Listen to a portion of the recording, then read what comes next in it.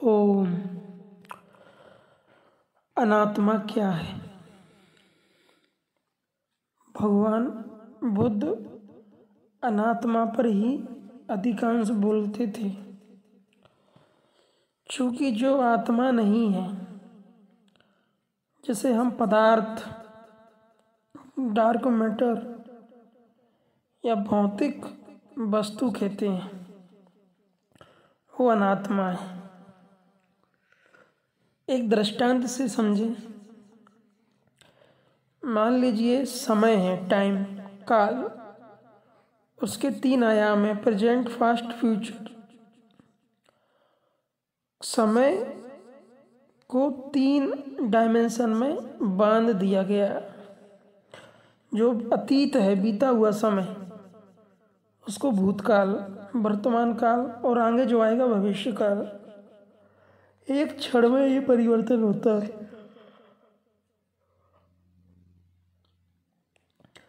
तो आकाश में मान लीजिए गैस के बादल हैं, डस्ट, मटेरियल, गैसेस, मैटर, और उससे मिलकर एक छोटा सा स्टार्स बनता है। अब वो समय के अनुसार बड़ा होता जाता है और वो अपने केंद्र से घूम रहा है और वो बड़ा विकसित हो रहा है। और 50 साल, 100 साल में वो काफ़ी बड़ा हो गया। 10,000 साल या 15,000 साल में वो और बड़ा हो गया। 15 से 20 करोड़ वर्ष में वो इतना बड़ा हो गया जितना कि हमारी पृथ्वी। फिर किसी अज्ञात शक्ति से उसके वायुमंडल का निर्माण हुआ, उस ग्रह के, और उसके वायुमंडल में उसमें गुरुत्वाकर्षण का विकास हुआ। वो तो शुरू से ही हो रहा था और उसमें उसका अपना मैग्नेटिक फील्ड तैयार होने लगा, उसका सरफेस टेम्परेचर कम होने लगा और वहाँ की उसकी ग्रेविटी में ग्रेविटेशनल फोर्स एक्टिव हो गया और वहाँ नाना प्रकार की गैसों का निर्माण होने लगा। Oxygen, O2, CO2, nitrogen, hydrogen, carbon monoxide, SO3, SO4 और भी विभिन्न प्रकार की गैसें निर्मित होने लगी। धीरे धीरे वहाँ जीवों का निर्माण होने लगा, एक कोशीय, बहुकोशीय, द्विकोशीय। फिर धीरे धीरे वहाँ नाना प्रकार के जीव उत्पन्न हो गए। वो विचित्र प्रकार के जीव थे, विभिन्न प्रकार के जीव थे। हम ये कल्पना कर रहे हैं आकाश में कि ऐसा हो रहा है, संभवतः इससे रिलेटेड हुआ भी हो, लेकिन हम यहाँ एक कल्पना कर रहे हैं। और फिर उन जीवों में से बहुत से जीव बुद्धिजीवी हुए जिनके पास मनन चिंतन करने की शक्ति थी, सोचने विचार करने की शक्ति थी, और वो आपस में विचार करने लगे कि ये ग्रह कैसे उत्पन्न हुआ, हम कैसे उत्पन्न हुए, हमारे साथ ये जीव कैसे उत्पन्न हुए, ये वनस्पतियाँ कैसे उत्पन्न हुई। वो इसकी खोज करने लगे और वो भिन्न भिन्न प्रकार से खोज करने लगे। कोई ध्यान का प्रयोग करता, कोई एकाग्रता, कोई चिंतन, कोई कुछ लोगों ने एलिमेंट्स को इकट्ठा किया, मशीनें बना ली और वो आकाश में रिसर्च करने लगे, खोजबीन करने लगे पदार्थ की, मैटर की। लेकिन वो उस चीज़ को नहीं खोज पाए जिसके द्वारा ये सब कुछ उत्पन्न हुआ। वो जीव जो उस ग्रह पर जन्मे थे, मान लो हम उसको एक नाम दे देते हैं B122L, वो ग्रह का नाम दे दिया और ये कल्पना हम कर रहे हैं और वो जीव खोज रहे हैं स्वयं को भी कि हमारा केंद्र क्या है अस्तित्व और ये सारे सिस्टम का। लेकिन आज तक खोज ही ना पाए। तो जानने की इच्छा, जिज्ञासा है। जो जिज्ञासु हैं उन्हें ही ज्ञान प्राप्त होता है।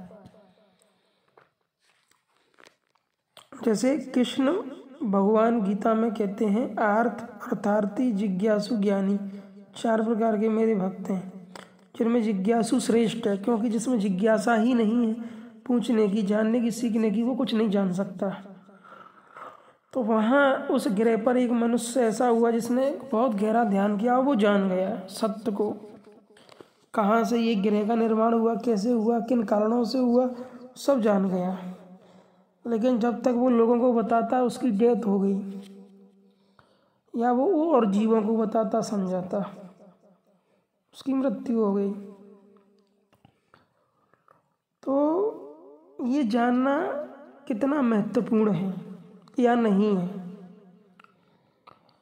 जो भी हमारे दुख का कारण है, जो तकलीफ, जो पीड़ा का कारण है, वो है अनात्मा, पदार्थ, मैटर, जिसमें हमारी आसक्ति है और हम उसी के इर्द गिर्द घूमते हैं पूरी जिंदगी। एक पृथ्वी का मनुष्य है और उसकी ज़िंदगी में कॉमन क्या होता है?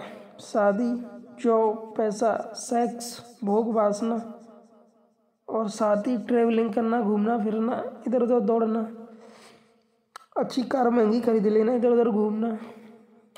कोई राजा बन जाता है तो बहुत से उसको गुलाम चाहिए, आगे पीछे घूमने वाले। तो ये पदार्थ ही अनात्मा है। जो नश्वर है, जो मिटने वाला है, जो अनित्य है, जो जर्जर होने वाला है, वो असत है। स्पेस में नए नए ऑब्जेक्ट, स्टार्स, ब्लैक होल, ग्रह, उपग्रह निर्मित होते हैं, नष्ट हो जाते हैं, निर्मित होते हैं, नष्ट हो जाते हैं। इसलिए नश्वरता ही अनात्मा है।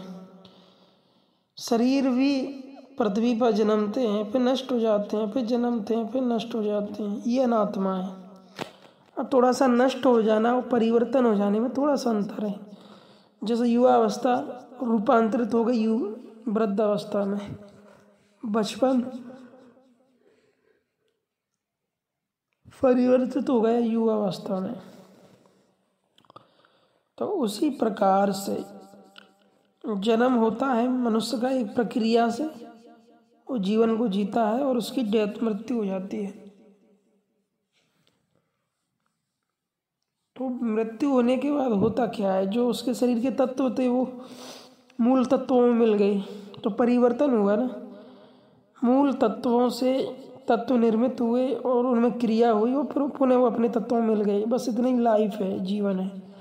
जैसे जल, अग्नि, मिट्टी, वायु, हवा, आकाश, ये 5 तत्व भी सेवन में विद्यमान होते हैं। प्रजनन की प्रक्रिया हुई, जन्म हुआ मनुष्य का, और वो एक लंबी अवधि तक जीवन को जिया, फिर उसकी डेथ हो गई।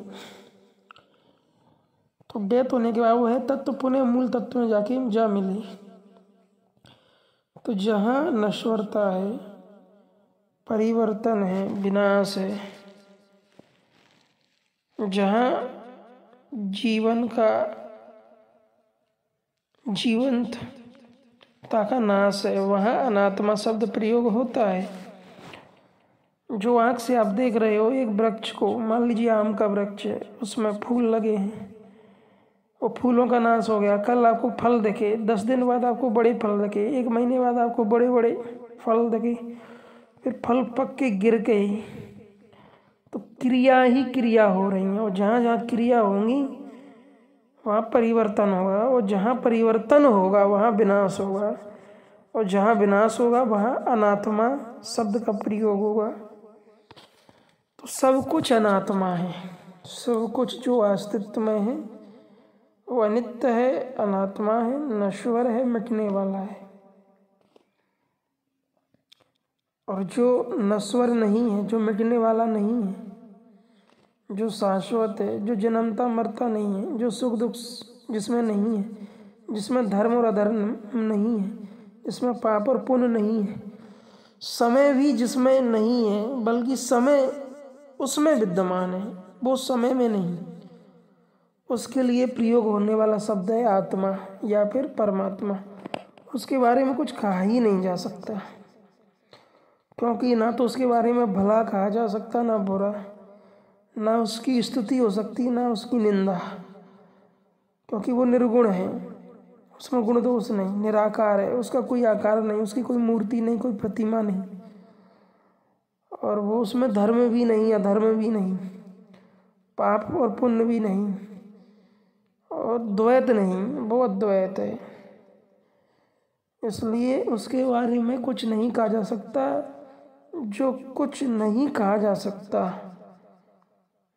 जिसमें परिवर्तन नहीं, विनाश नहीं, उसी को फिर आत्मा, अद्वैत या परमात्मा शब्द देता है वेदांत दर्शन। तो आत्मा अनात्मा में अंतर समझ में आया। जो अनित्य है, मिटने वाला है, नश्वर है, जिसमें परिवर्तन होता है, जो जर्जर है, वो पदार्थ, वो मैटर या अस्तित्व में जो कुछ है वो सब अनात्मा है।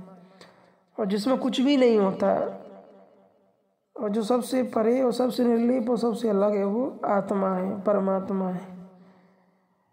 जिस परमात्मा में समय काल वास करता है, लेकिन काल में समय नहीं। चूँकि देखिए समय या काल से परे है वो, इसलिए अकाल कहा उसे। अकाल, अकाल पुरुष, अंजनी सैव। काल भी जिसको नहीं खा सकता वो अकाल पुरुष, तो वो उसको आत्मा कहा है अधिकांश महापुरुषों ने। और उसको नेति नेति कह दिया, निशब्द, निशब्द, शब्द शब्द शब्द, शब्दों की सीमा से भी परे। तो उसका बोध हो जाता है, उसका अनुभव जिसे हो जाता है वो उस परम ज्ञान को प्राप्त हो जाता है। इसलिए अनिर्वचनीय कहा उसके बारे में। ओम।